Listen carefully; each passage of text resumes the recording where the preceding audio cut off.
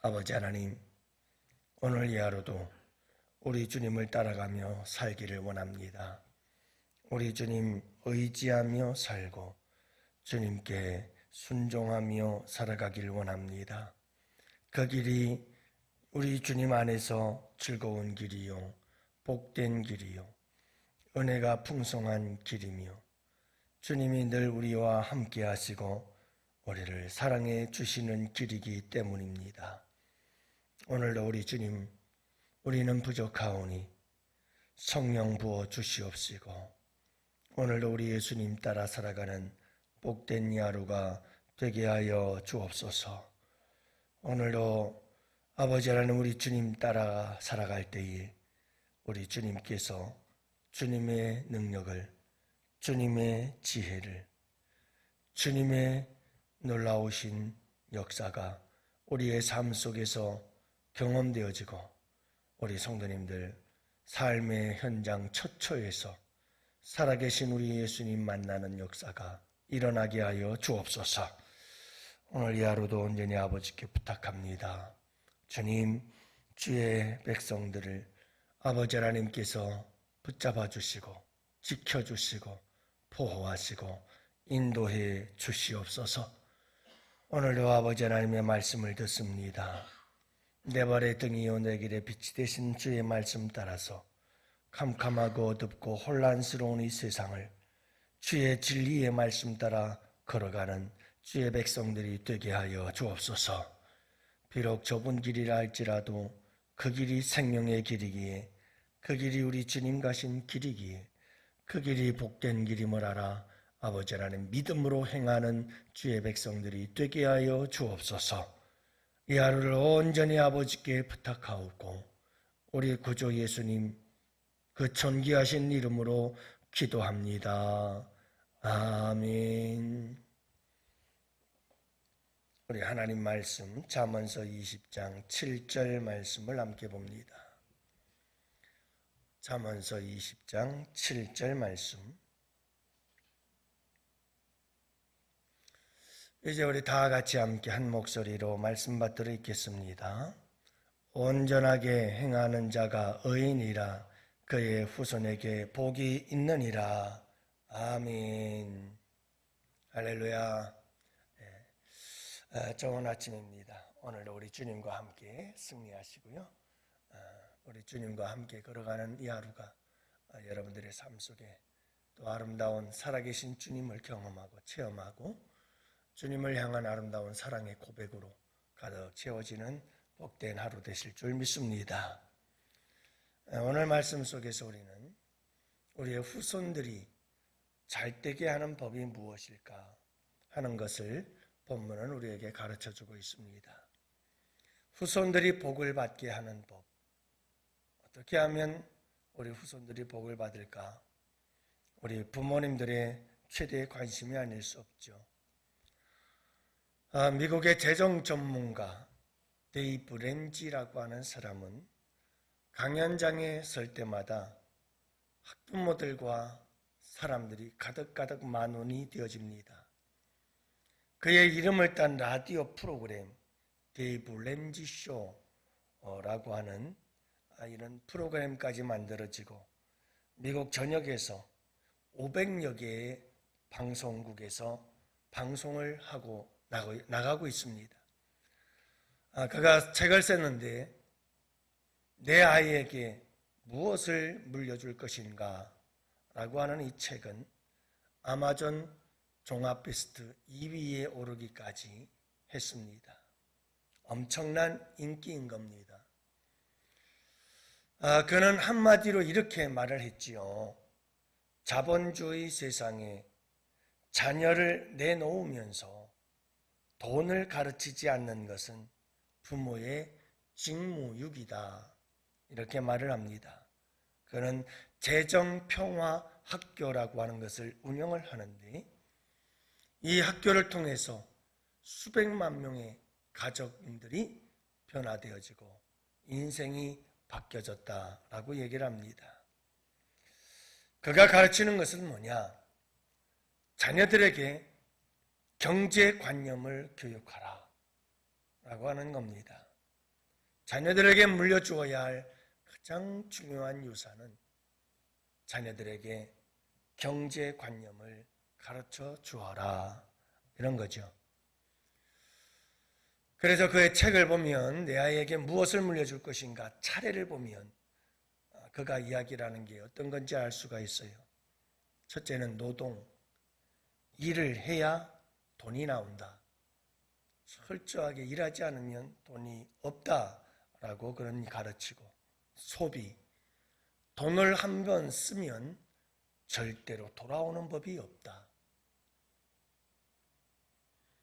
저축, 필요한 물건은 돈을 모아서 사라. 네 번째 기부, 돈은 소유가 아니라 관리하는 것이다. 예산, 계획하지 않는 것은 실패를 계획하는 것이다. 부채는 독이다. 자족, 감사할 줄 알아야 행복을 알게 된다 라고 하는 이런 주제들을 가지고 글을 써 내려가지요. 인구보건복지협회 조사에 따르면 우리나라 가정의 경제권의 87%를 쥐고 있는 사람들이 아내다라고 말합니다. 그런데 한국 여성의 금융지식 수준은 아시아 태평양 지역 16개국 중에서 15위, 최하위입니다. 우리나라 수많은 아내들의 경제에 대한 개념은 세계의 최하위다 라고 볼 수가 있는 겁니다. 우리나라에서도 재정학교라고 하는 이 재정에 관한 하나님께서 우리에게 주신 이 경제를 어떻게 잘 관리해야 하는가에 대해서 세미나가 진행되고 책이 나오고 많이 진행되고 있는 것을 보는데, 언젠가 한 번은 내가 반드시 그 재정학교 강사를 모셔다가 우리 교회에서 여러분들과 함께 나눌 수 있는 시간이 꼭 올 겁니다. 재정의 얘기를 하려고 하는 건 아닙니다. 여러분, 이 사람은 자녀를 잘 되게 하려면 경제 개념을 교육시켜야 된다. 자본주의 사회에서 아이들에게 경제 문제를 가르치지 않고는 살아남을 수가 없다 하는 것을 강조하고 있는 거고요. 오늘 본문은 우리 자녀들에게 물려줄 게 뭔가, 우리 자녀들이 복을 받게 하려면 어떻게 해야 하는가, 그것을 말씀해 주고 있습니다. 7절 말씀해 보면 온전하게 행하는 자가 의인이라 이렇게 얘기를 합니다. 여기서 온전하게 행하는 자가 의인이다. 온전하게 행한다는 건 뭘까요? 완전한 자가 되라는 말은 아닐 겁니다. 왜냐하면 인간 중에 완전한 자는 아무도 없으니까요. 노아는 당대의 의인이요 완전한 자라 라고 성경은 기록합니다. 그렇다고 해서 여러분, 노아가 완전한 자로서 당대의 의인이었다는 것이 그가 죄가 없었다는 건 아니죠. 그건 노아 홍수 후에 포도주를 마시고 벌거벗고 드러누워 자다가 자녀들에게 부끄러움을 보여주는 참 부끄러운 일을 저지르기도 합니다. 완전한 자가 아니었다라고 하는 것을 알 수가 있습니다.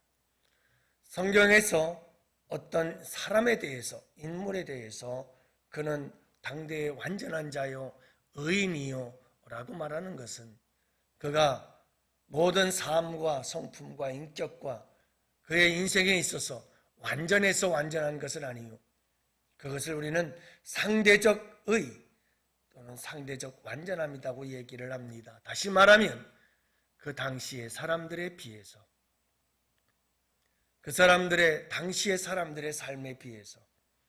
그래서 창세기 6장 11절은 그때의 온 땅이 하나님 앞에 부패하여 포악함이 땅에 가득하였다. 이와 같이 포악함이 온 세상에 죄악이 가득한 상황 속에서 노아는 하나님 앞에 바르게 살려고 몸부림쳤던 사람. 그래서 하나님은 그를 의인이요 당대의 완전한 자라 이렇게 부르고 있다는 거죠.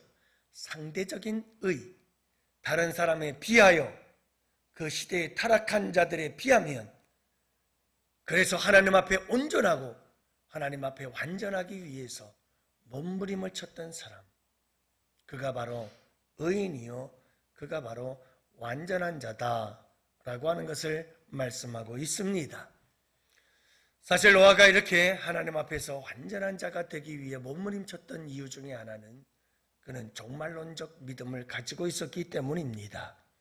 하나님께서 노아에게 홍수의 심판을 말씀하시고 그는 200년 동안에 노아를 방주를 지어야 했지요.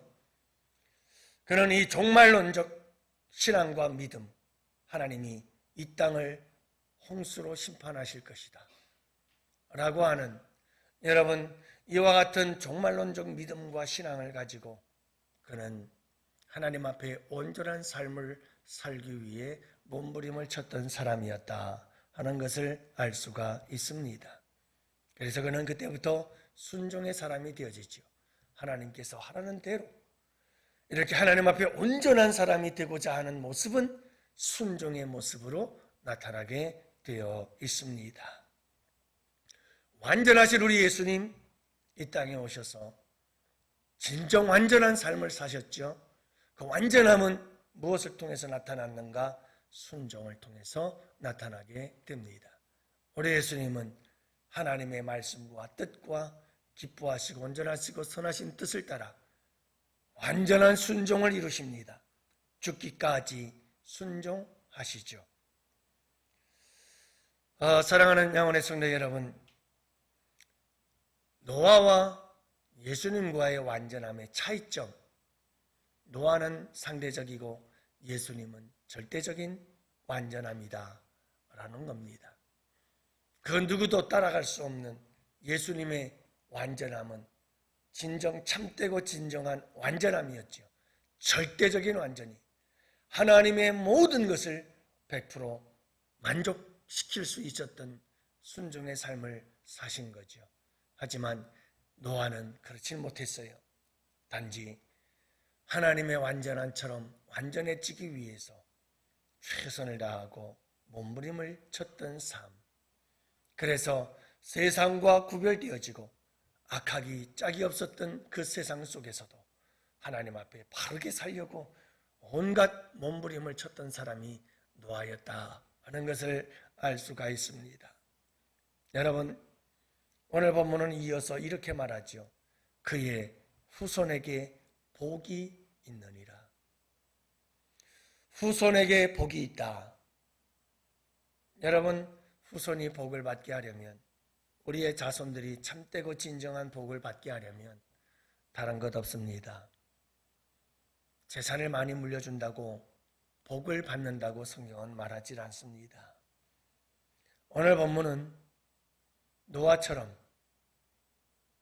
온전하기 위하여, 그래서 의인으로 살아가기 위해서 몸부림치는 사람, 온통 세상은 죄악과 부패함으로 가득 차서 소돔과 고모라처럼 세상은 온갖 죄악과 타락함으로 가득 차서 하나님의 심판이 곧 이루어질 것 같은 이와 같은 세상 속에서 구별되어져서 그 세상 속에서 나와서 하나님의 백성으로서 깨끗하고 정결하고 의롭고 하나님 앞에서 온전한 삶을 살기 위해 몸부림치는 사람들, 그들의 후손은 복이 있으리라 이렇게 말씀하고 계시는 겁니다. 여러분, 우리가 이 세상을 살아갈 때에 이 세상은 점점 소돔과 고모라성과 같아지고 노아의 홍수 시대와 같이 점점 이 세상은 악해져만 가고 있습니다. 마지막 때 주님의 다시 오실 그날을 향하여 치닫고 있는 것 같습니다. 여러분, 이와 같은 때에 정말 우리가 자손들에게 물려줄 수 있는 것, 우리의 자손들이 복을 받게 하는 것, 그것은 우리가 깨어서 주님 앞에 바르게 사는 것, 온전하게 살고자 몸부림치는 것, 깨끗하게 살고자 몸부림치는 것. 세상은 날이 갈수록 악해져만 가는데, 그러나 그 세상 속에서 뛰쳐나와 하나님의 백성으로서 순결한 주의 신부가 되어지는 삶을 살려고 애쓰고 또 애쓰고 또 애쓰는 것. 오늘도 예배 드리기 전에 여러분들이 급히 서둘러서 이 전에 들어오는 모습을 바라보면서 얼마나 마음이 짠한지 몰라요.